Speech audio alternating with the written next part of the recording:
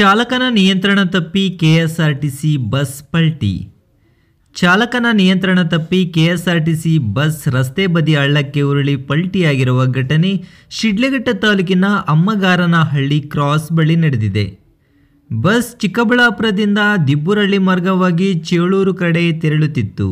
ಈ ವೇಳೆ ಧಾರಾಕಾರವಾಗಿ ಸುರಿದ ಮಳೆಯ ಕಾರಣದಿಂದಾಗಿ ಬಸ್ ಚಾಲಕನ ನಿಯಂತ್ರಣ ತಪ್ಪಿ ಹಳ್ಳದ ಕಡೆ ಜಾರಿದ್ದು ಪಲ್ಟಿ ಹೊಡೆದಿದೆ.